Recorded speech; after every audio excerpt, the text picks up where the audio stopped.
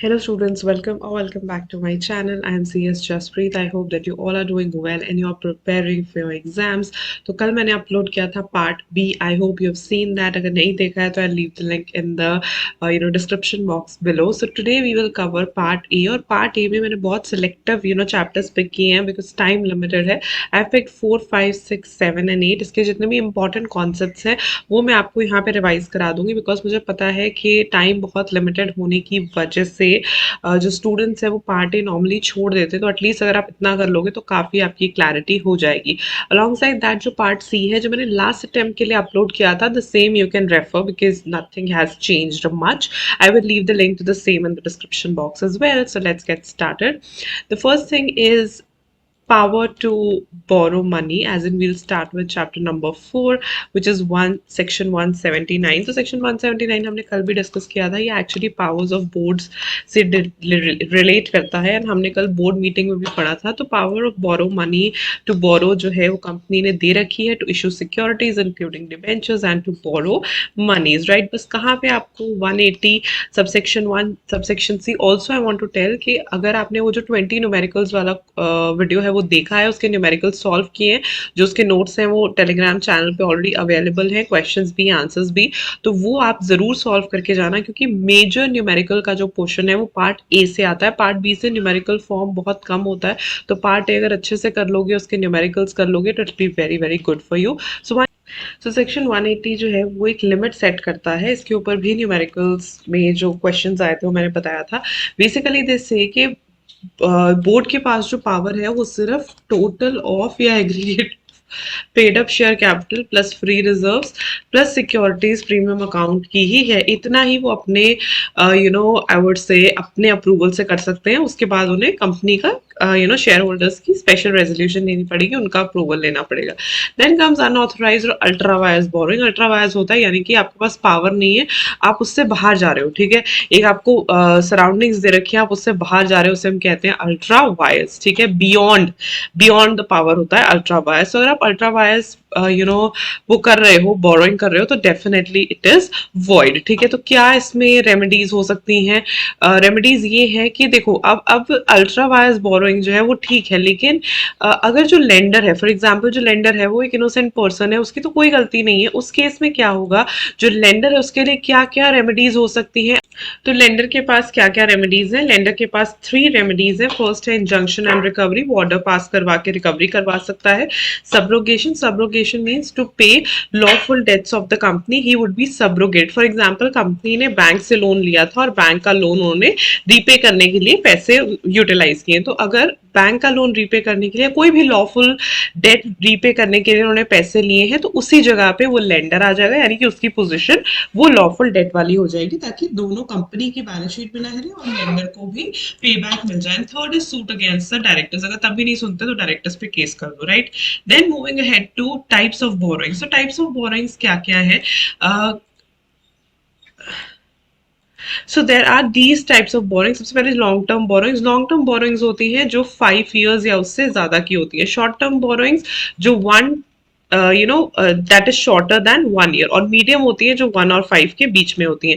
Secured borrowing जिनके against जो है आपने एसेट सिक्योर किए हुए हैं. अनसिक्योर्ड बोरोइंग जिसके लिए कोई भी एसेट सिक्योर नहीं है. सिंडिकेटेड बोरोइंग्स होती है जहां लार्ज या सोफिस्टिकेटेड बोरोइंग जो कॉमनली ग्रुप ऑफ लेंडर्स होते हैं, ग्रुप ऑफ लेंडर्स मिलके जो लेंडिंग करते हैं उसे कहते हैं सिंडिकेटेड बोरोइंग. और बायलेटरल बोरोइंग जो होती है वो सिंगल कॉन्ट्रैक्ट के तरह होती है between a company and the lender. Private borrowing होती है जैसे बैंक लोन लेते हैं आप, ठीक है, या from a bank and so उसे वो जो आता है वो प्राइवेट बोरोइंग में आता है. पब्लिक बोरोइंग जैसे कि debentures, bonds, right, tradable on a public exchange. Right, moving ahead two kinds of debentures. वैसे तो ये हमने आई थिंक पढ़ा था शेयर कैपिटल के टॉपिक में, but still I would tell you कि कितने काइंड्स ऑफ डिबेंचर्स होते हैं. सो फर्स्ट कन्वर्टेबिलिटी के बेस पे नॉन कन्वर्टेबल जो कभी कन्वर्ट नहीं होते, पार्टली कन्वर्टेबल कुछ हो जाते हैं, कुछ नहीं होते, फुल्ली कन्वर्टेबल सारे कन्वर्ट हो जाते हैं, optionally convertible. Then come security के बेस पे जो सिक्योर्ड है जिसके अगेंस्ट आपने एसेट सिक्योर्ड किया, अनसिक्योर्ड जिसके अगेंस्ट एसेट सिक्योर्ड नहीं है. रिडेम्पशन के बेस पे रिडीमेबल, परपेचुअल या इररिडीमेबल, एंड रजिस्ट्रेशन केस पे रजिस्टर्ड एंड बियरर. तो डिफरेंस क्या है इन सब में? Difference debenture and debenture stock में क्या डिफरेंस है? डिबेंचर एक इंस्ट्रूमेंट है और जो डिबेंचर स्टॉक है that is a description of debt or sum secured by an instrument. ये इनमें फर्क है. डिबेंचर और लोन में क्या फर्क है? देखो सो डिवेंचर और लोन में क्या डिफरेंस है? डिवेंचर जो है दैट्स अ डॉक्यूमेंट जो क्रिएट करता है या एक्नॉलेज करता है डेट, और जो लोन है वो एक राइट क्रिएट करता है। डिवेंचर्स एंड शेयर्स में क्या डिफरेंस है? Debenture constitutes a loan, shares are part of the capital. Debenture holders को हम क्रेडिटर्स कहते हैं और जो शेयर होल्डर्स होते हैं वो मेंबर्स या ओनर्स होते हैं। Debenture holder gets fixed rate of interest, fix interest उसे मिलता है which carries priority over the dividend, और इन्हें डिविडेंड मिलता है that too with varying rates. Debenture जो है generally they have charge on the assets of the company, but shares में ऐसा कुछ नहीं होता। Debentures can be issued on a discount, shares can not be issued. Rate of interest जो होता है वो फिक्स्ड होता है, लेकिन यहाँ पे डिविडेंड वेरी करता रहता है। डिवेंचर होल्डर्स के पास कोई वोटिंग राइट नहीं होती, शेयर होल्डर्स के पास वोटिंग राइट्स होती हैं। Interest on debenture is payable even if there are no profits, that is even without out of capital. Dividend can be paid to share holders only out of profits and not otherwise. Then interest paid on debenture it's a business expenditure, और ये allowable भी होता है, लेकिन dividend जो है वो allowable deduction नहीं होती, right. Then what are the key points to remember? सबसे पहले रिडम्पशन की बात ध्यान में रखनी है कि अब जो डिबेंचर्स है वो इररिडीमेबली आप जो है इशू नहीं कर सकते, तो 10 years मिनिमम है। और in case of infrastructure debt companies हो गई या इंफ्रास्ट्रक्चर कंपनी के केस में ये 30 years है। उसके बाद है debenture trustees appointment. Appointment must be before the issue of prospectus और letter of offer। prospectus issue करने से पहले या letter of offer issue करने से पहले ही आप डिबेंचर ट्रस्टी को अपॉइंट कर लो, या फिर not later than 60 days after the allotment of the debentures। Debentures के allotment के 60 days के बाद, उससे ज्यादा लेट नहीं होना चाहिए, आप डिबेंचर ट्रस्टी को अपॉइंट कर लो। क्रिएशन ऑफ सिक्योरिटी, जो डिबेंचर्स हैं they are secured by creation of charge या mortgage of any specific movable property of the company. NBFCs में charges created on movable property, government companies में exempted to create a charge if guaranteed by central or state government. Any loan taken by a subsidiary company from any bank or financial institution, the charge or mortgage may also be created on the properties or assets of the holding company। ये भी हो सकता है, इसमें कोई भी problem नहीं है। NBFCs जो है वो मूवेबल प्रॉपर्टी पे चार्ज क्रिएट करती है, गवर्नमेंट कंपनीज एग्जम्प्टेड है अगर सेंट्रल या स्टेट गवर्नमेंट गारंटी दे, और लोन जो है टेकन बाय सब्सिडरी कंपनी, तो उस केस में चार्ज जो है वो होल्डिंग कंपनी के सेट्स पे भी क्रिएट किया जा सकता है। Then comes trust deed, of course यहाँ पे फिर ट्रस्ट डीड साइन होती है डिबेंचर ट्रस्टी की। SH12 में डिस्क्रिप्शन देना है डिबेंचर इशू का, details of charge created, particulars of appointment of debenture trustee, events of default, obligations of the company and miscellaneous, ये सारी चीजें आएंगी। सारी कंपनीज पब्लिक से जो डिपॉजिट है वो एक्सेप्ट नहीं कर सकती, उसके लिए एलिजिबिलिटी होनी चाहिए। So which are the eligible companies जो पब्लिक से डिपॉजिट एक्सेप्ट कर सकती है? They have to obtain prior consent of members by special resolution and filing the same with ROC before making the invitation. लेकिन actually में eligible companies कौन सी हैं जो पब्लिक से डिपॉजिट जो है वो इन्वाइट कर सकती हैं? पहली है जो turnover not less than 500 crore और net worth not less than 100 crore.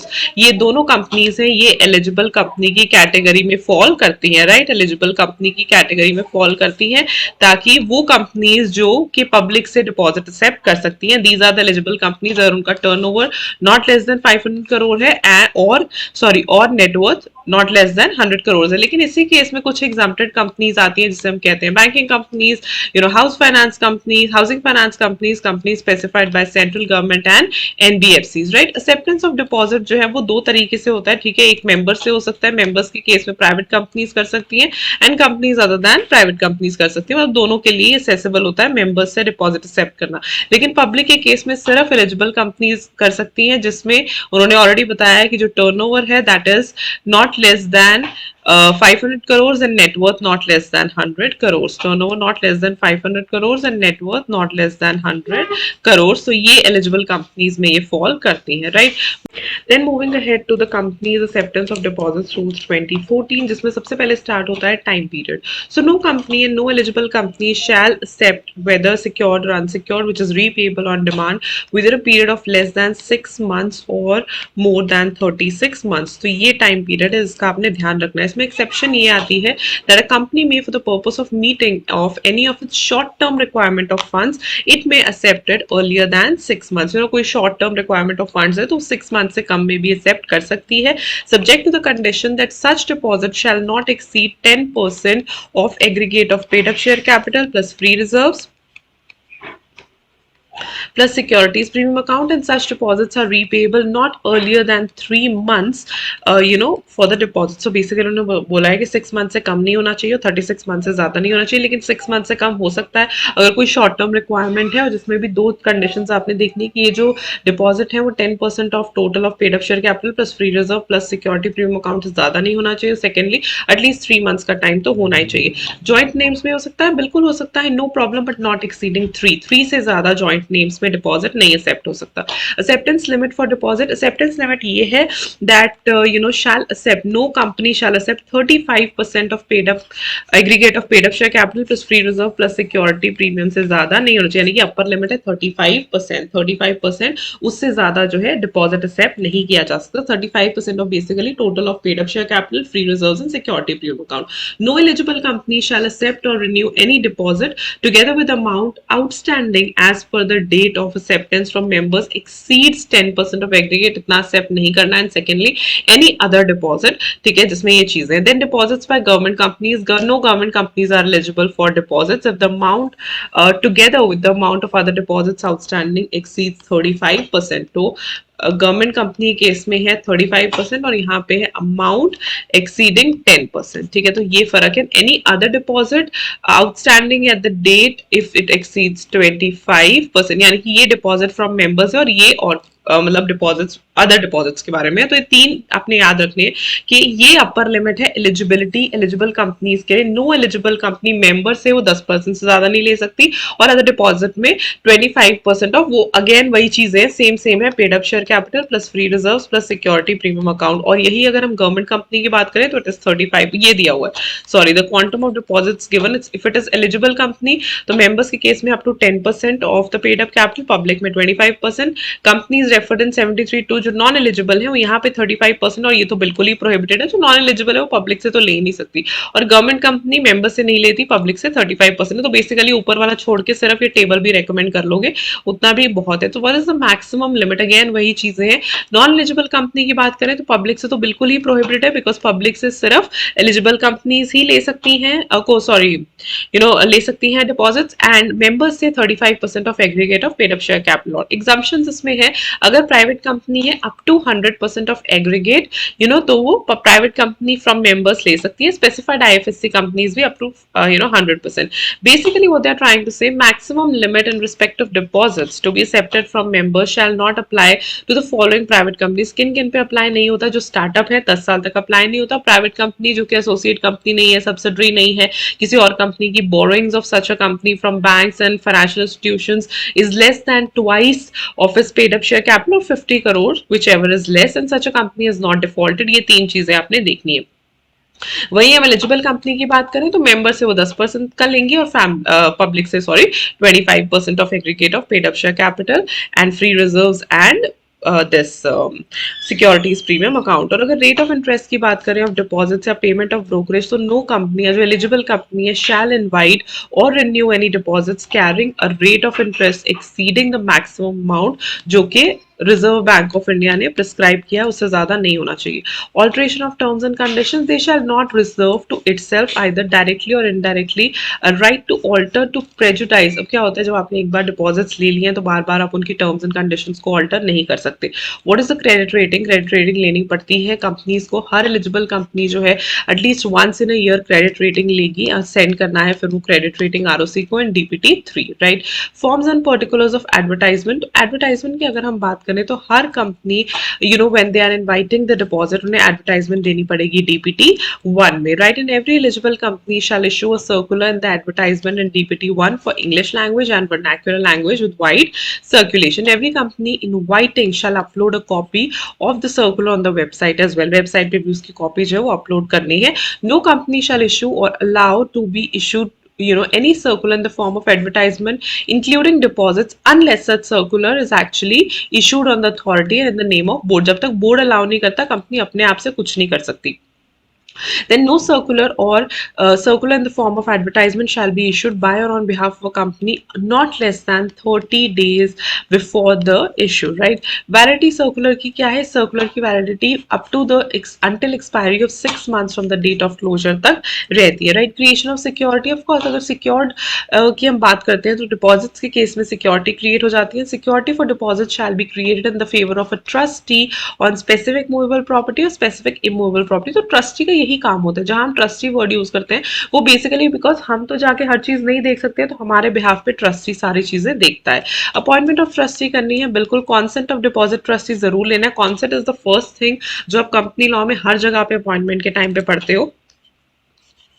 Trust deed execute करनी है डीपीटी 2 में at least 7 days before the circular.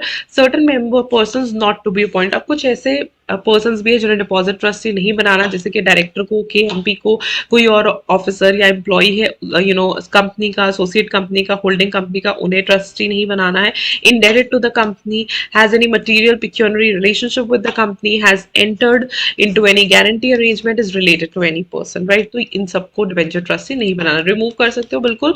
No trustee shall be removed after the issue and before the expiry of his term except, तो पहली बात है करो ही मत, बट अगर आपने करना है तो सारे डायरेक्टर्स की कॉन्सेंट से आप कर सकते हो. और अगर जहां पे इंडिपेंडेंट डायरेक्टर है तो एटलीस्ट एक इंडिपेंडेंट डायरेक्टर की कॉन्सेंट से आप उसे रिमूव कर सकते हो, right? Maintenance of liquid assets and creation of debenture repayment reserve account. तो लिक्विड असेट जरूर, एंड जो डिबेंचर रीपेमेंट रिजर्व है वो 20% of the amount of deposits which are maturing, ये जरूर आपने ये फंड क्रिएट करना है. What is the punishment? Punishment यहाँ पे दी हुई है 76(1) की जो पनिशमेंट है वो है कंपनी को 76(1) में जो पनिशमेंट है कंपनी को fine not less than 1 crore और twice the amount of deposit whichever is lower to the maximum of 10 crore. 10 crore से ज्यादा नहीं होगा.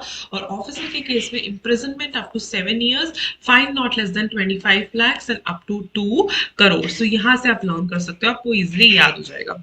ये फॉर्म्स इंपॉर्टेंट है, वैसे तो मैंने टेलीग्राम चैनल पे भी कुछ फॉर्म्स के टेम्पलेट्स दे दिए हैं. डीपीटी 1 सर्कुलर और circular in the form of advertisement, DPT 2 deposit trustee, DPT 3 return of deposits and DPT 4 statement regarding deposits existing on the commencement of the act. So what I want to say कि अगर आप forms पहले learn करके फिर ये topics को पढ़ोगे तो आपको काफी इजी हो जाएगा. They are like really useful, right? फिर बारी आती है चार्जेस की. अब मॉर्गेज और चार्ज में क्या फर्क होता है? मॉर्गेज जो होता है it's like created by the act of parties, और चार्ज जो है it is created either by act of parties और by operation of law. Mortgage जो it requires registration and transfer of property act, और अगर charge by operation of law create हुआ है तो उसे रजिस्टर करवाना पड़ेगा.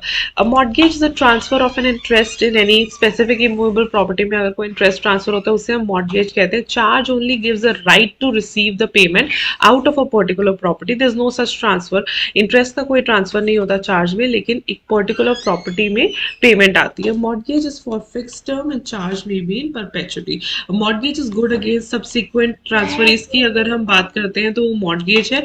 Charge is good against subsequent transferees with notice. अगर नोटिस है तो फिर चार्ज ठीक है, अगर नोटिस नहीं है तो it is not that advantages. Simple mortgage carries personal liability unless excluded by express contract. In case of charge personal liability create नहीं होती. तो दो तरीके के चार्जेस होते हैं, फिक्स्ड और स्पेसिफिक एंड फ्लोटिंग. फिक्स्ड ऐसे है कि आपको पता है कि लैंड के ऊपर है, बिल्डिंग के ऊपर है, इस पर्टिकुलर प्रॉपर्टी के ऊपर है, उससे हम कहते हैं फिक्स्ड या स्पेसिफिक चार्ज, जो कि फिक्स्ड है, ठीक है, जो कि फिजिकली हम देख पा रहे हैं. वी नो लैंड हो गया, बिल्डिंग हो गया, प्लांट हो गया, मशीनरी हो गया, उसके ऊपर फिक्स चार्ज जो है वो क्रिएट होता है इस तरीके से, right?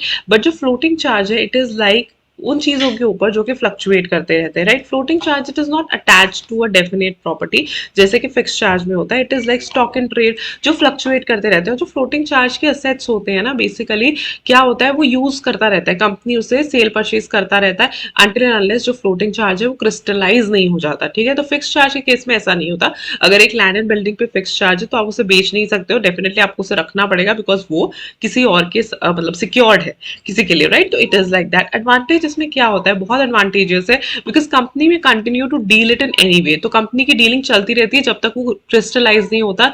It is very very advantages from the company point of view.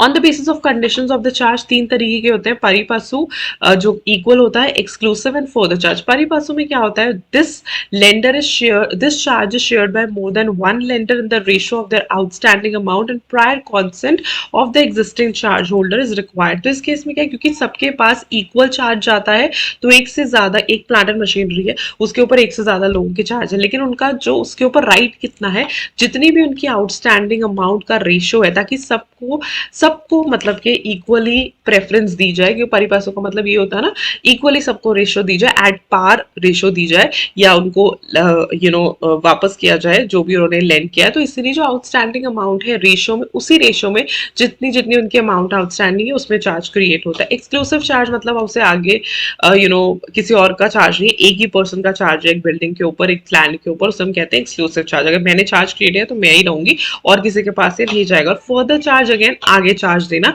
With the consent of the first charge holder. आप फर्दर चार्ज भी क्रिएट कर सकते हो, सेकंड चार्ज क्रिएट कर सकते हो। In case of liquidation the first charge has right to recover his dues and balance. बस इसमें और इसमें यही फर्क है, क्योंकि परिपासों में भी कॉन्सेंट की बात करते हैं, फर्दर में भी, लेकिन परिपासों में जो डिस्ट्रीब्यूशन होगी वो इन the ratio of their outstanding amount होगी, लेकिन फर्दर चार्ज में क्या होगा, पहले लेंडर को फर्स्ट प्रेफरेंस दी जाएगी, पहले उसकी सारे डेट्स रिकवर किए जाएंगे, फिर अगर कुछ बचेगा तो दूसरे वाले के पास जाएगा।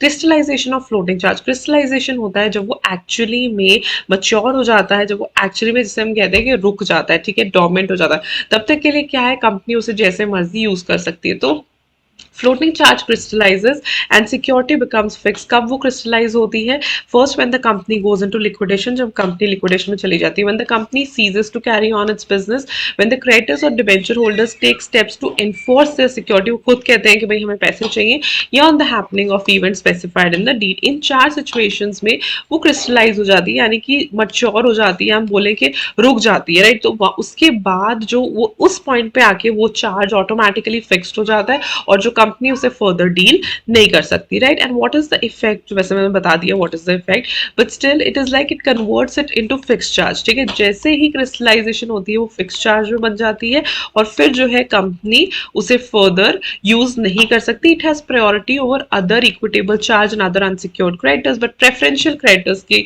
प्रायोरिटी हमेशा रहती है over secured creditors also, right.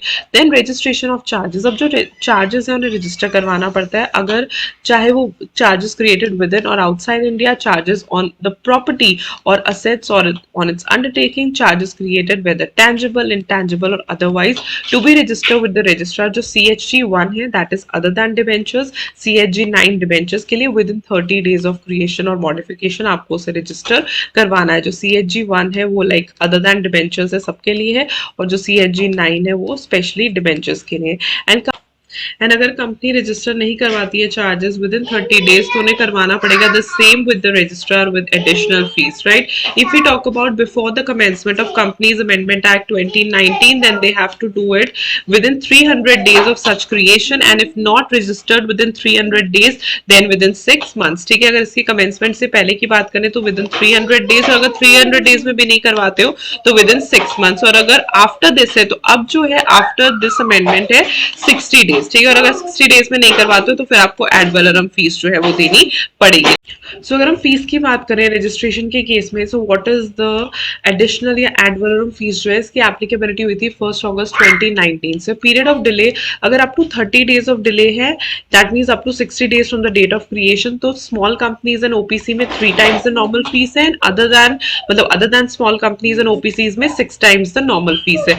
वही अगर more than 30 days and up to 90 days है, यानी कि 120 days from the date of creation, तो उस केस में 3 times of normal fees है, and plus an ad valorem fee of 0.25% of the amount secured by charge, maximum to 1 lakh rupees। और इस case में 6 times the normal fees है plus 0.05% of the amount secured, maximum to 5 lakh rupees। ये table से आपको easily याद हो जाएगा, राइट। और अगर हम टाइम पीरियड की बात करें तो कब नॉर्मल फीस लगी, कब एडिशनल फीस लगी और कब कॉन्डोनेशन फीस लगी, वो कैसे पता चलेगा। अगर आप satisfaction of charge कर देते हो within 30 days of satisfaction, right, satisfaction of charge with ROC within 30 days of satisfaction आप फाइलिंग कर देते हो तो उस केस में नॉर्मल फीस रहेगी, राइट। अगर आप 30 डेज में नहीं कराते हो तो with in a period of 300 days, यानी कि 30 डेज की नॉर्मल फीस और 270 डेज की additional fees, that mean 0 plus 30 plus 270, तो 30 डेज के लिए आप नॉर्मल फीस दोगे और 270 के लिए एडिशनल फीस दोगे। इन द सेम वे अगर आप 300 डेज भी क्रॉस कर जाते हो तो उस केस में फाइल होता है फॉर्म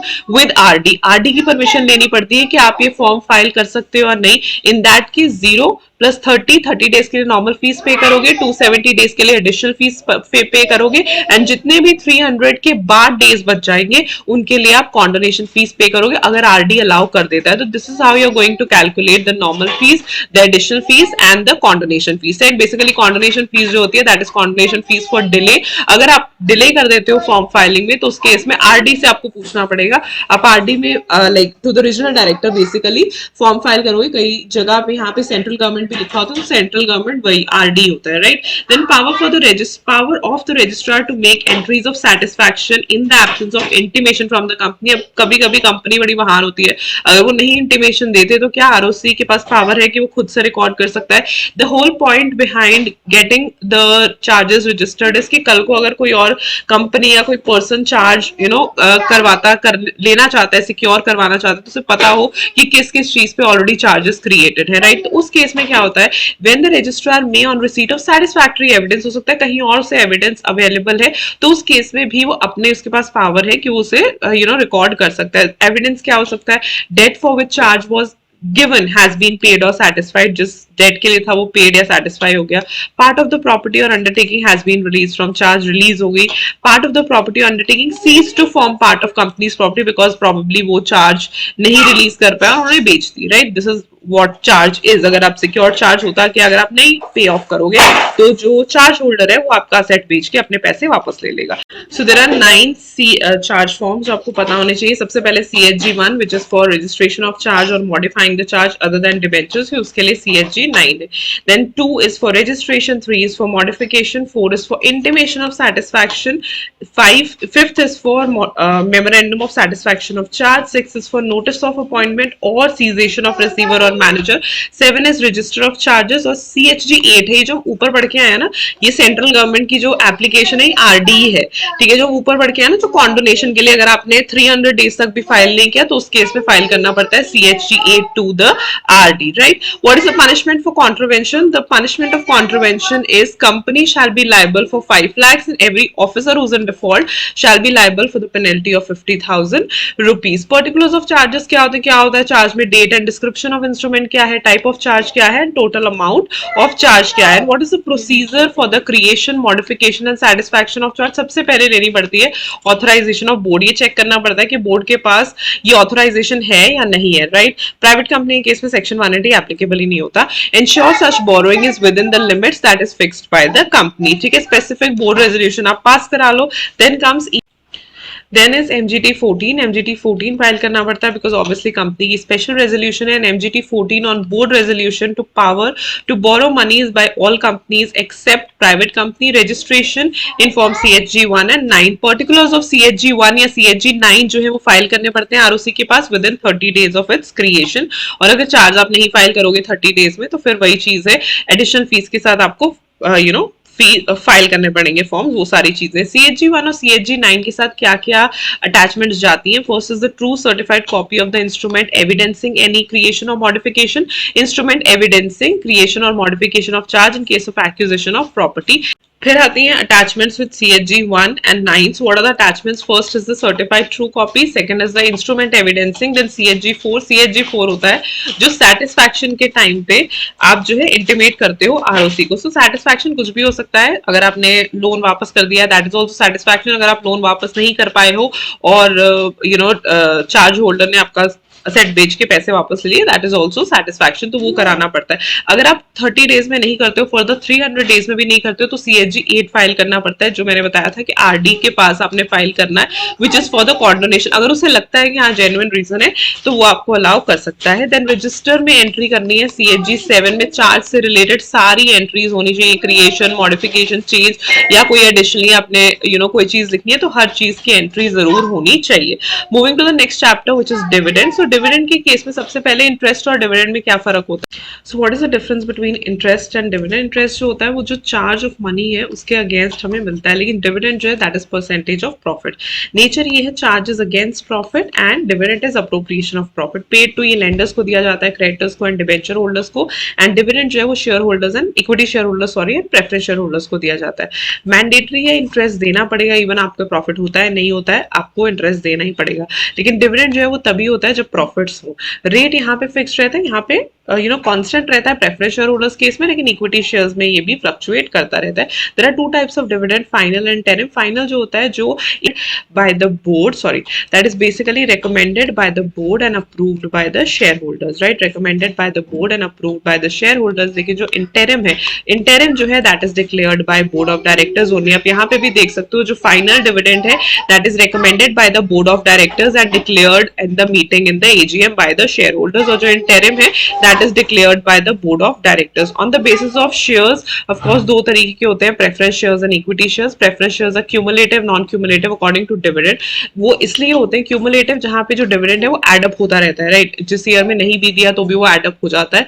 नॉन क्यूमुलेटिव है जिसमें एडअप नहीं होता। फॉर एग्जांपल अगर किसी ईयर में नहीं दिया तो वो राइट भी इलैप्स हो जाता है, ये नहीं है कि आगे चल के आपको एडअप होके मिलेगा, that is not the case. So that is non cumulative. And equity shares में डिपेंड करता है, अगर प्रॉफिट हुआ है और वो भी अगर प्रेफरेंस शेयर होल्डर्स को देने के बाद कुछ बच जाता है द रेजिडुअल, तो वो दिया जाता है इक्विटी शेयर होल्डर्स को। Then about the declaration of dividend, तो डिविडेंड कहाँ से दे सकते हैं? बेसिकली न्यूमेरिकल क्वेश्चंस पे आते हैं।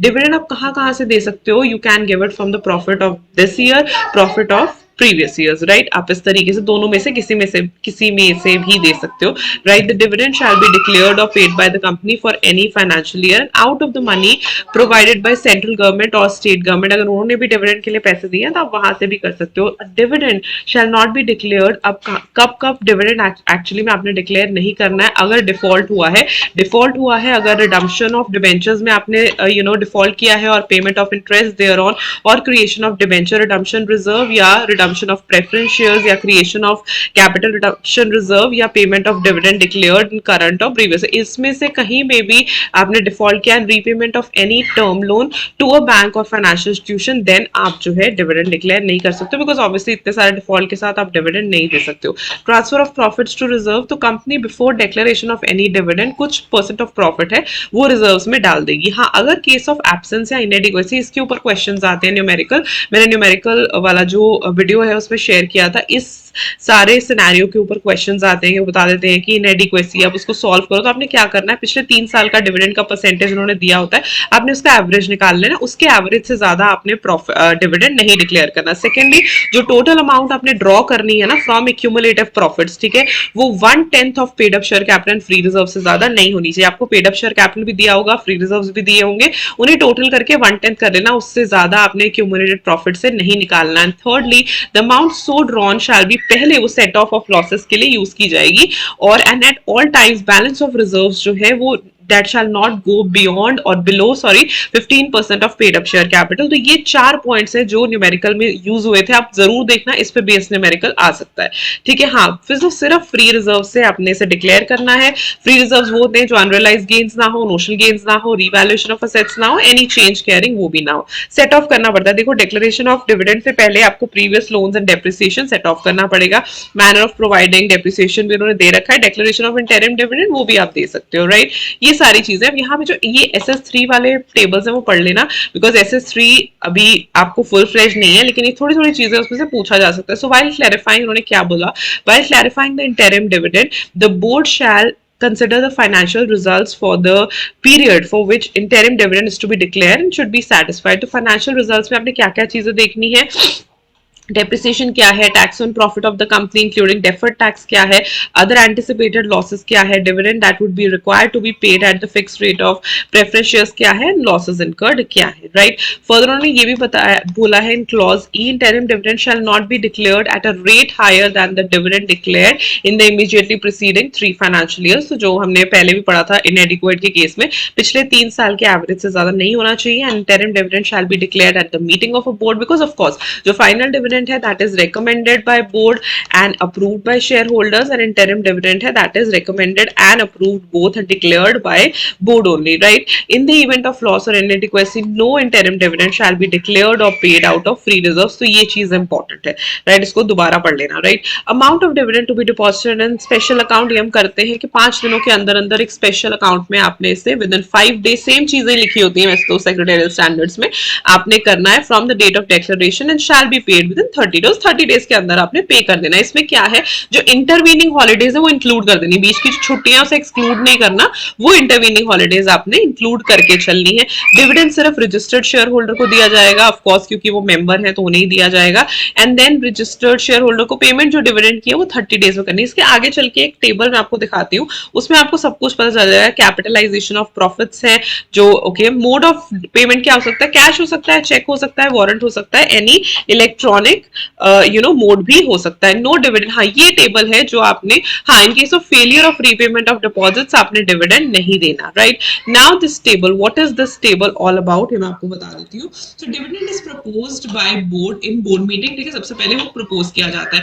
Then it is declared by members in general meeting. हम फाइनल डिविडेंड की बात करें, उसके बाद अगले 5 दिनों में एक सेपरेट बैंक अकाउंट बनाना है और 30 डेज में पेमेंट हो जानी चाहिए। अगर जो डिविडेंड बच जाता है अनपेड या अनक्लेम, वो आपने ट्रांसफर करना है अनपेड डिविडेंड अकाउंट। अगले 7 दिनों में आपने अनपेड डिविडेंड अकाउंट में वो बचा हुआ अमाउंट ट्रांसफर करना है। अगर नहीं करोगे तो 12% का आप पे इंटरेस्ट लग सकता है from the date of default. और अगर 7 साल तक भी कोई भी क्लेम करने नहीं आता, 7 साल तक वो पैसे, वो डिविडेंड, अनपेड अनक्लेम डिविडेंड, वो इसी अकाउंट में पड़े रहते हैं, तो फिर वो अल्टीमेटली चले जाते हैं आईईपीएफ अकाउंट में, राइट। यहाँ पे नंबर्स याद रखना, डेज याद रखना। Utilization, IEPF of course central government ने क्रिएट किया है, लोगों के लिए है, तो उसकी यूटिलाइजेशन लिमिटेड है, जैसे कि refund in respect of unclaimed dividend, matured deposits, matured debentures इनके लिए है, या promotion of investor education awareness and protection है, distribution of any disgorge amount among eligible and identifiable applicants है, reimbursement of legal expenses incurred in pursuing class action suits हैं वो है,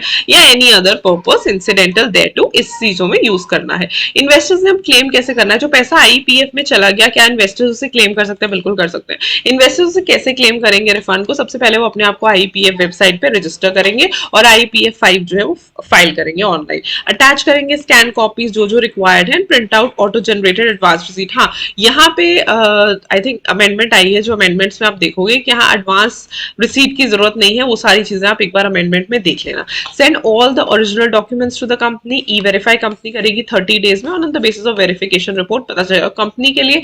company form भरेगी आईईपीएफ 2 और उसे ई वेरीफाई करेगी 30 डेज में, और अगर लगता है कि हाँ रिक्विजिट डॉक्यूमेंट्स हैं, ओरिजिनल डॉक्यूमेंट्स भी देने पड़ेंगे कंपनी को, ओरिजिनल डॉक्यूमेंट्स हैं तो वो उसे रिफंड कर सकती है, राइट। क्या प्रोसीजर है? अगर तो देखो शेयर्स डिपॉजिटरी के पास है तो कंपनी डिपॉजिटरी को इन्फॉर्म कर देगी, and where shares have been वो ट्रांसफर हो जाएंगे। On receipt of such intimation depository effect करेगा डीमैट अकाउंट से शेयर्स उसे मिल जाएंगे।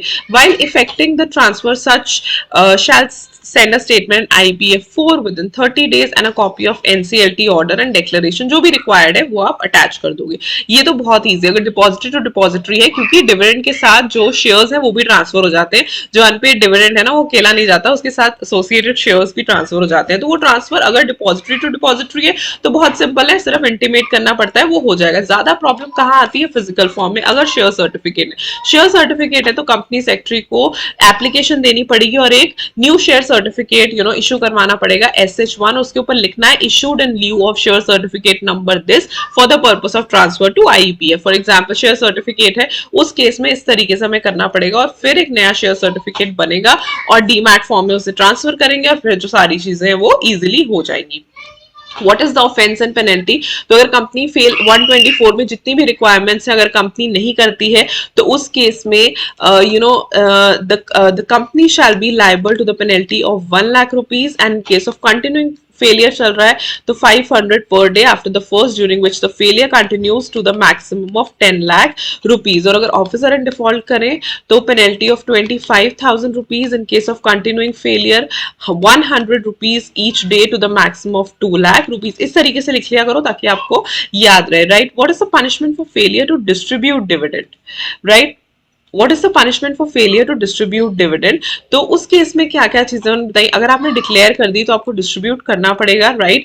और अगर आप नहीं 30 डेज में करते हो तो definitely if he is knowingly party to the default be punishable with every director. तो पनिश कौन होगा? Every director. Imprisonment of 2 years and with fine which shall not be less than 1000 every day with the default continue. Simple interest at the rate of 18% will be charge. बहुत important है कि dividend जो एक बार declare हो जाता है ना वो आपको देना ही पड़ता है। अगर आप नहीं देते हो तो उस केस में पनिशमेंट होगी, हर डायरेक्टर की पनिशमेंट होगी इम्प्रिजनमेंट विच में extend to 2 years and with fine which shall not be less than 1000 per day, और इसके साथ सिंपल इंटरेस्ट लगेगा 18% का, ठीक है। लेकिन इसमें कुछ एक्सेप्शंस है जिन्हें हम ऑफेंस में काउंट नहीं करते, जैसे कि where dividend could not be paid by reason of operation of law या share holder has given directions regarding the payment and those directions can not be complied, where there is a dispute regarding right to receive, where the dividend has been lawfully adjusted or by any other reason, अगर allowed है तो ठीक है। Waiver का right होता है क्या, share holder के पास, तो रिसीट ऑफ वो एक right of shareholder, it's not an obligation, so there is no provision dealing with waiver. तो ऐसा कुछ नहीं है, ये आर्टिकल्स के अकॉर्डिंग हो सकता है, वेवर फुल भी हो सकता है, पार्शियल भी हो सकता है। Revocation of dividend once declared can not be revoked, वापस नहीं लिया जा सकता, right. Dividend in case of beneficial owner की अगर हम बात करें तो it is towards the member and not towards the beneficial owner, so it may be paid to the beneficial owner। अगर शेयर होल्डर कहता है इसे दे दो तो हम दे सकते हैं। Distribution of dividends in other types of companies, तो ये थोड़ा सा देखना है। सेक्शन 8 कंपनी है, सेक्शन 8 कंपनी के केस में क्या होता है, वैसे भी ये प्रोहिबिटेड होता है, तो सेक्शन 8 कंपनी में तो डिविडेंड देते ही नहीं है। निधि कंपनी की अगर हम बात करें तो निधि कंपनी ने कैप लगाया हुआ है 25% का, राइट, 25% का कैप है, और ये सारी चीजें हम हट गई हैं। पिछली बार जो अमेंडमेंट हुई थी एसबीईसी में, निधि कंपनी में जो अमेंडमेंट हुई थी वो सिर्फ 25% तक हो गया, तो 25% का ही कैप है। थर्ड, अगर प्रोड्यूसर कंपनी की बात करें तो मैक्सिमम रेट ऑफ डिविडेंड उन्हें देखना पड़ता है, डिसाइड करना पड़ता है, क्योंकि इसमें लिमिटेड रिटर्न ही होती है, right. And companies limited by guarantee के केस में प्राइमरीली ये नॉन प्रॉफिट कंपनीज ही रहती हैं, तो उस केस में भी reinvested and promoting its non profit organisation में तो हम ये नहीं कह सकते कि प्रोहिबिटेड है, पर कोशिश करो कि कम से कम दिया जाए, right. Then come CSR. CSR किन किन पे एप्लीकेबल होता है? Every company including foreign company, it is applicable on net worth of 500 crore or more, turnover 1000 crore or more and net profit 5 crore or more during immediately preceding financial year। तो CSR committee बनानी पड़ती है, ठीक है। Cessation कब होगी? Cessation पता कब होगी? सीजेशन का टाइम हम 3 साल तक देंगे। अगर 3 कंसेक्यूटिव ईयर्स तक जो है वो 135 के सेक्शन में फॉल नहीं करता, तब जो है उसे CSR कमेटी बनाने की जरूरत नहीं है और कंप्लाई करने की जरूरत है, लेकिन इसके लिए 3 फाइनेंशियल ईयर्स आपको ऑब्जर्व करना पड़ेगा। ऐसा नहीं है, अब देखो अगर CSR एप्लीकेबल होता है तो हम इमीडिएटली प्रीवियस फाइनेंशियल एक ही फाइनेंशियल ईयर कंसीडर करते हैं, लेकिन जब बंद करना होता है, जब सीजेशन करनी, तो हमें 3 फाइनेंशियल ईयर्स प्रीवियस कंसीडर करने पड़ेंगे।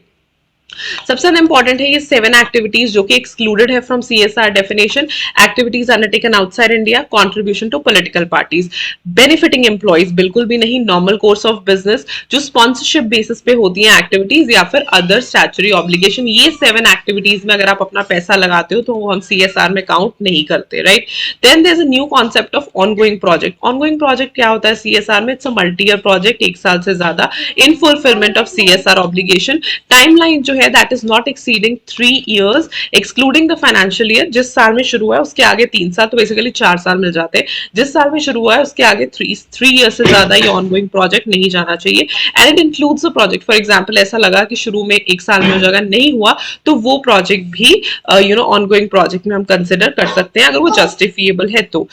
सीएसआर कमेटी की अगर हम बात करते हैं तो अमेंडमेंट से पहले हर एक कंपनी को सीएसआर कमेटी बनानी पड़ती थी, पर अब अगर सीएसआर ऑब्लिगेशन है वो 50 लाख से कम है तो उस केस में सीएसआर कमेटी बनाने की जरूरत नहीं है, बोर्ड ही सारी रिक्वायरमेंट्स कर लेगा।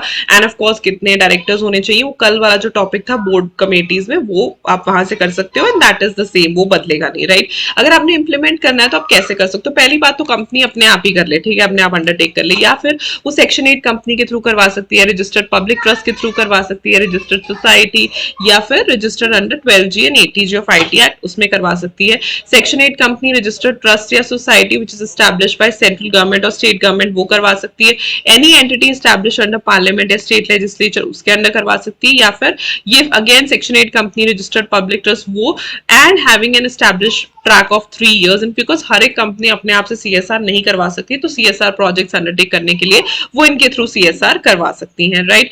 व्हाट इज द मैंडेटरी, अब क्या हो गया, मैंडेटरी रजिस्ट्रेशन करवानी पड़ती है, यानी कि सीएसआर 1 इलेक्ट्रॉनिकली फाइल करना पड़ता है वो सारी कंपनीज को जो सीएसआर ऑब्लिगेशन के अंडर फॉल करती हैं, 135 की प्रोविजन के अंडर फॉल करती हैं फ्रॉम 1 अप्रैल 2021, और सर्टिफिकेशन लेनी पड़ती है CA/CSCMA इन प्रैक्टिस से, right. On submission of CSR 1 एक यूनिक सीएसआर रजिस्ट्रेशन नंबर दिया जाता है, तो हर एक कंपनी के पास एक यूनिक सीएसआर नंबर है to actually check the CSR activities and all, तो ये एक नई चीज आ गई, सीएसआर 1 फाइल करना पड़ता है। रोल ऑफ इंटरनेशनल ऑर्गेनाइजेशन, हाँ कंपनी एंगेज कर सकती है इंटरनेशनल ऑर्गेनाइजेशंस को, कोलैबोरेशन कर सकती है, सीएफओ सर्टिफिकेशन देना पड़ता है, देखो बोर्ड ऑफ कंपनी को सेटिस्फाई करना पड़ेगा that the funds so dispersed जो है that is utilised for the purpose only, and ongoing projects के केस में भी मॉनिटर करना पड़ेगा कि ऑनगोइंग प्रोजेक्ट्स जो है वो इसी तरीके से चले कि सीएसआर के लिए ही फंड यूटिलाइज हो। नेट प्रॉफिट, अगर इंडियन कंपनी की बात करें तो जैसे हम कैलकुलेट करते हैं कंपनीज एक्ट के अंडर, वो एज पर एक्सप्लेनेशन जो दे रखी है, any profit arising now that shall not include, ये दो एक्सक्लूजन है। अगर ओवरसीज ब्रांच का प्रॉफिट आता है तो वो इंक्लूड हम नहीं करते, या जो डिविडेंड आता है अदर कंपनीज से वो भी हम इंक्लूड नहीं करते, तो ये दो के ऊपर बेस पे एक न्यूमेरिकल है, आप देख लेना। Foreign company covered under CSR rules, बिल्कुल फॉरेन कंपनी कवर्ड है, right. Then administrative overheads they shall not exceed 5% of total CSR expenditure, जितना भी है उसका 5% से ज्यादा अलाउ नहीं होता है एडमिनिस्ट्रेटिव ओवरहेड, जिससे ज्यादा हम अलाउ नहीं करेंगे। तो उस केस में क्या है, इंक्लूड क्या क्या होता है, सिर्फ जनरल मैनेजमेंट और एडमिनिस्ट्रेशन इंक्लूड होता है, डिजाइनिंग, इम्प्लीमेंटेशन, इवैल्यूएशन ये सब कुछ भी इंक्लूड नहीं होता है एडमिनिस्ट्रेटिव ओवरहेड्स में। Surplus arising out of CSR activities, अगर सरप्लस बच गया तो उसे आप अनस्पेंड सीएसआर अकाउंट में ट्रांसफर कर दो with in a period of, and spend it in person, उसी में यूज कर लो, एंड एनुअल एक्शन प्लान जो है फाइल कर लो, या फिर आप उसे उठा के ट्रांसफर कर दो within 6 months to the fund specified in schedule 8 sorry। excess CSR may be set off, आप set off कर सकते हो, and the excess amount available for set off shall not include the surplus out of CSR activities, and board of the company shall pass a resolution। acquisition of capital assets, क्या आप CSR के अंदर capital assets acquire कर सकते हो, बिल्कुल कर सकते हो, definitely it allows, which shall be held by section 8 company या beneficiaries या public authority, तो आप capital asset भी acquire कर सकते हो। now unspent amount का अनस्पेंट अमाउंट का not relating to ongoing project है, तो उसे ट्रांसफर कैसे करना है, अगर ऑनगोइंग प्रोजेक्ट से रिलेटेड तो अनस्पेंट सीएसआर अकाउंट में डाल दो within 30 days from the end of financial year, अगर नॉट ऑनगोइंग प्रोजेक्ट है तो ट्रांसफर कर दो as per schedule 8 within as per schedule 7 within 6 months from the end of financial year. यहां से आपको पता चल जाएगा कि ऑनगोइंग के केस में क्या करना है और नॉट ऑनगोइंग के केस में क्या करना है। पेनल्टी लगती है सीएसआर अगर आप नहीं कंप्लाई करोगे, हाँ तो ये जब अमेंड हुआ था तब इट वाज कंप्लाई और एक्सप्लेन, ये पहले होता था, फिर कंप्लाई और सफर एंड कंप्लाई और पे हो गया था, बट अब कंप्लाई और सफर हट गया था, सिर्फ कंप्लाई और पे रह गया, तो इम्प्रिजनमेंट वाला फैक्टर आया नहीं क्योंकि तब तक कंपनीज एक्ट डीक्रिमिनलाइज हो गया। तो इस केस में फाइन है ऑफकोर्स, कंप्लाई और पे फाइन जो आपको देना पड़ेगा बिकॉज उसके बाद डीक्रिमिनलाइजेशन हो गई थी, तो ये सारी चीजें, तो कंपनी पे जो पेनल्टी है that is twice the amount required to be transferred, या अनस्पेंट सीएसआर और 1 crore whichever is less, जितना अमाउंट आपने ट्रांसफर करना था ट्वाइस या अनस्पेंट या 1 crore जो भी कम है। पेनल्टी ऑफ ऑफिसर है 1/10 of the amount to be transferred और अनस्पेंट सीएसआर और 2 lakhs whichever is less, तो इस तरीके से उन्होंने बाइफरकेट करके ही बता दिया, you can learn it as it is.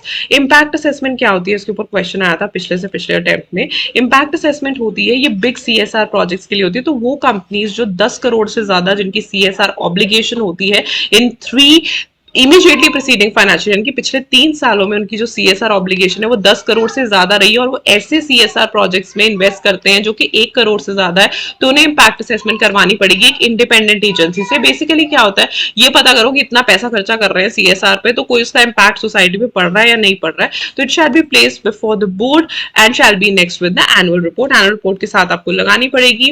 And this is अगर कंपनी की सीएसआर द कंपनी अंडरटेक, जो कंपनी इंपैक्ट असेसमेंट करवा रही है उसका एक्सपेंडिचर अलाउड होता है but not exceeding 5% of total CSR और 50 lakhs whichever is less, not exceeding 5% or 50 lakhs whichever is less। ये सारी जो बातचीत हो रही है सीएसआर के बारे में, वो वेबसाइट पे जरूर डिस्क्लोज करनी है।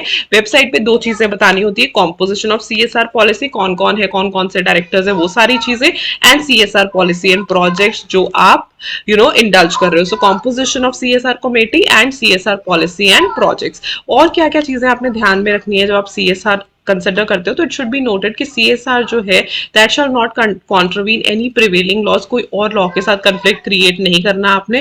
कंट्रीब्यूशन जो है that will no doubt generate interest और pride in CSR and obligation all the functioning, तो इन्वॉल्वमेंट लो, contribution and involvement of employees होना चाहिए definitely. It is clarified that one off event, अब क्या होता है कभी एक बार मैराथन करा दिया, कभी एक बार कोई प्रोग्राम करा दिया, that is not a CSR. One off event को हम सीएसआर में कंसिडर नहीं करते, it should be like an ongoing project, right. And expenses incurred by company for, अगर कोई एक्ट कोई एक्सपेंस फुलफिल करने को कहता है, स्टैचूट कहता है, तो वो सीएसआर नहीं हो सकता। So moving ahead to chapter number 8। Chapter number 8 है अकाउंट्स, ऑडिट एंड ऑडिटर्स। तो सबसे पहले बुक्स ऑफ अकाउंट्स मेंटेन करने की रिस्पॉन्सिबिलिटी क्या है, specifies company must prepare and keep at its registered office books of accounts रखनी है, books of accounts to an fair view दे और एक्रूअल बेसिस पे रखी जाए। प्लेस हमेशा रजिस्टर्ड ऑफिस ही होता है, एट इट्स रजिस्टर्ड ऑफिस, और अगर चेंज करना है तो आरओसी को बता देना, इन ई फॉर्म एओसी 5।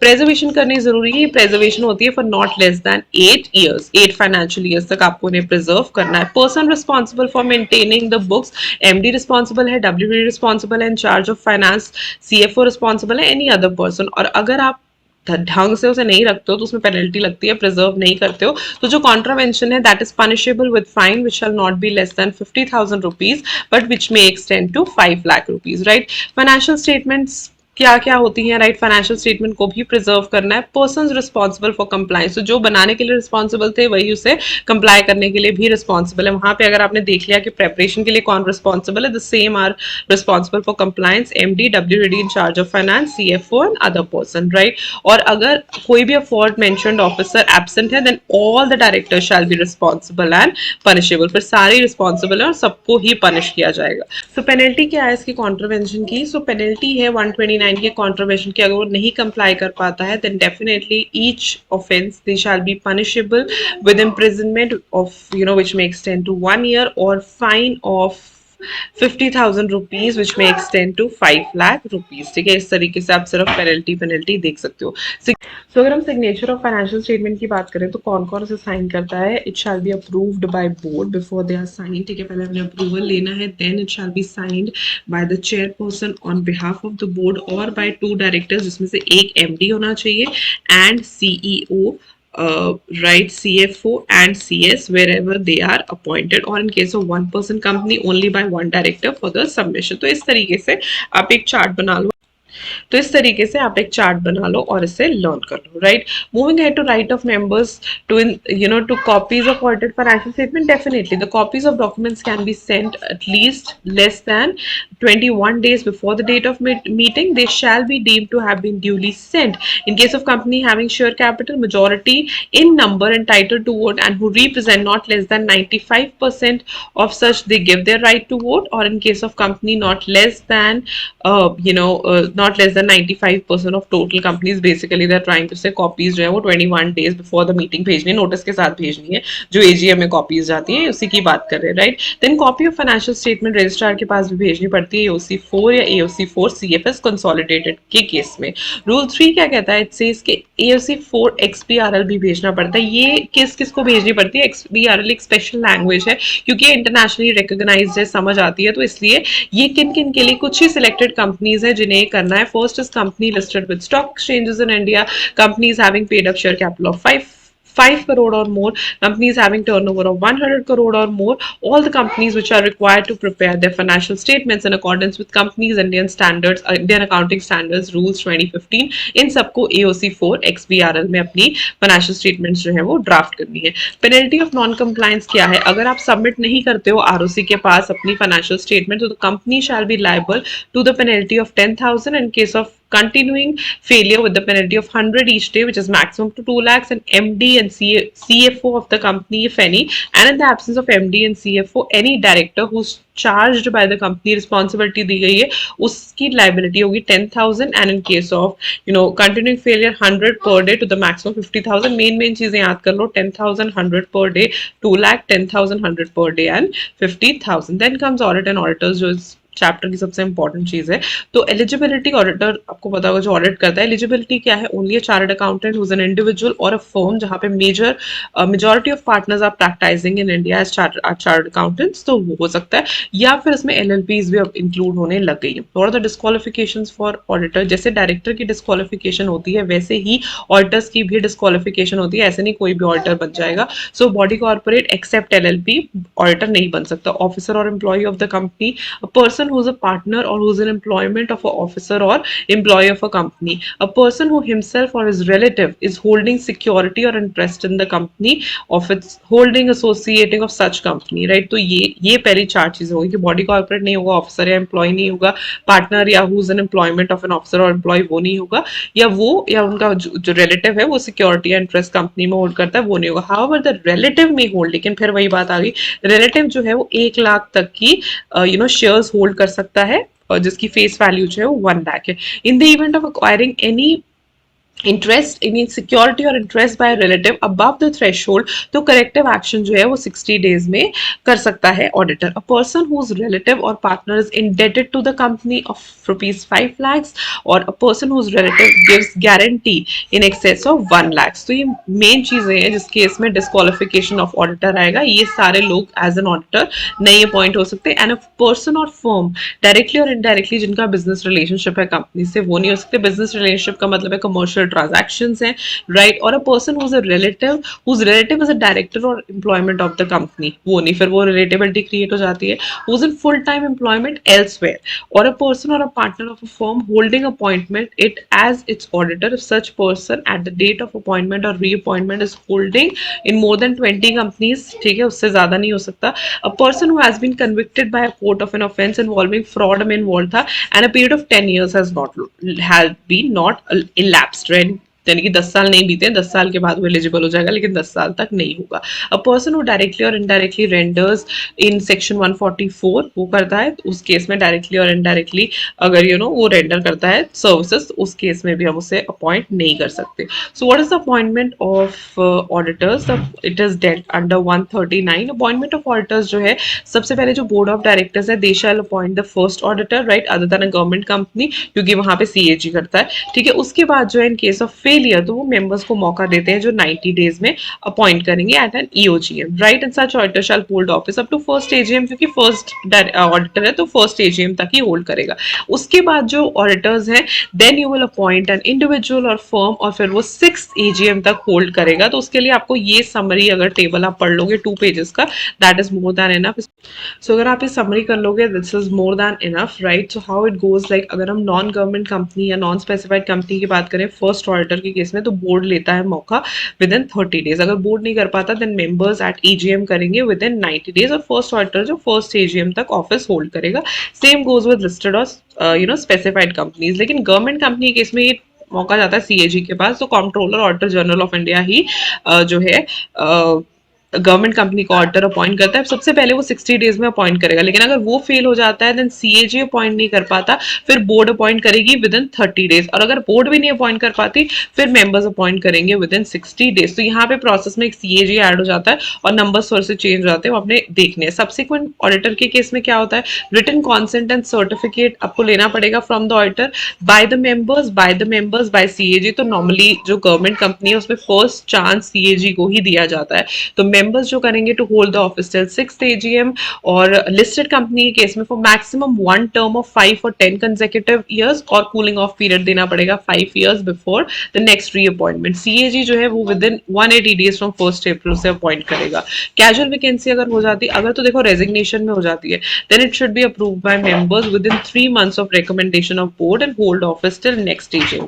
कोई और रीजन है तो board within 30 days approve कर देगा. एंड सेम यहाँ पे भी सेम है, अगर casual vacancy vacancy government company में होती है तो सबसे पहले सीएजी विद इन 30 डेज और board within next 30 days. Basically if CAG fails to appoint तो फिर बोर्ड अपॉइंट करता है।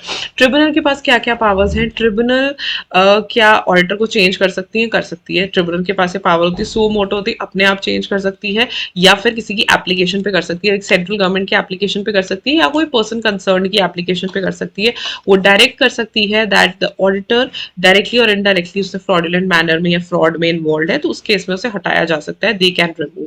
अदरवाइज रिमूवल ऑफ जो ऑडिटर है that is considered under section 140 subsection 1 and rule 7 तो उसे रिमूव किया जा सकता है from his office before the expiry of his term by special resolution।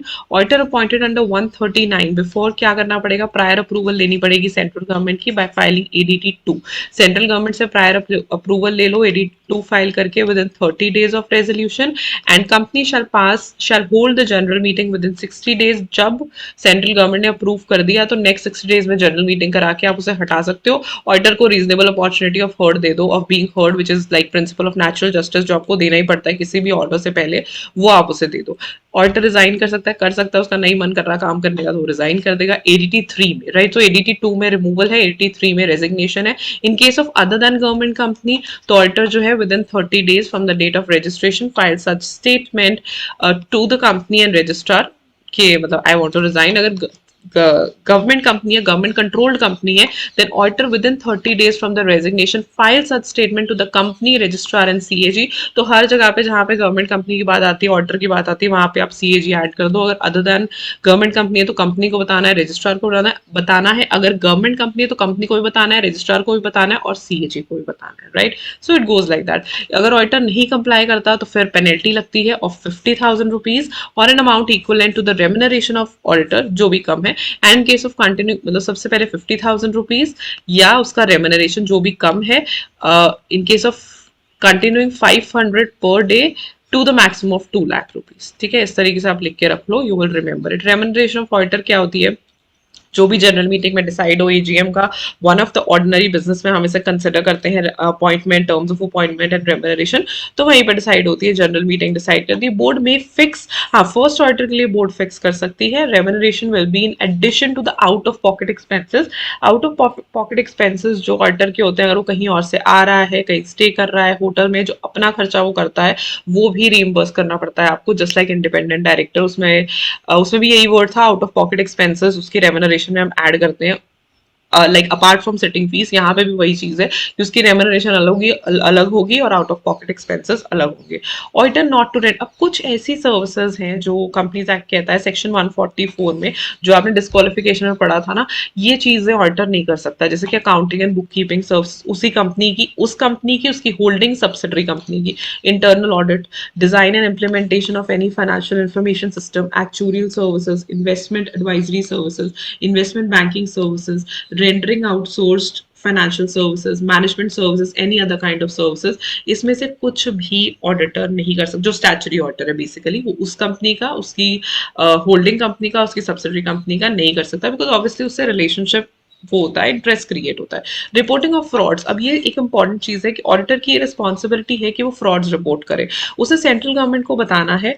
Right, in case ये हम बात कर रहे हैं फ्रॉड्स 1 करोड़ एंड अबव की, अगर फ्रॉड 1 करोड़ या उससे ज्यादा का है तो ऑडिटर सबसे पहले मैटर जो है रिपोर्ट करेगा टू द बोर्ड या audit committee immediately. Right, immediately या नॉट लेटर देन 2 डेज, जब उसे पता चला इमीडिएटली बता दो या नॉट लेटर देन 2 डेज आप बता दो कि ऐसे ऐसे फ्रॉड हो रहा है टू द बोर्ड या ऑडिट कमेटी, और उनका रिप्लाई का वेट करो टिल 45 डेज। जैसे ही रिप्लाई आ जाता है उस रिप्लाई को और you know with the observations आप सेंट्रल गवर्नमेंट को भेज दो within 15 days from the date of receipt of reply.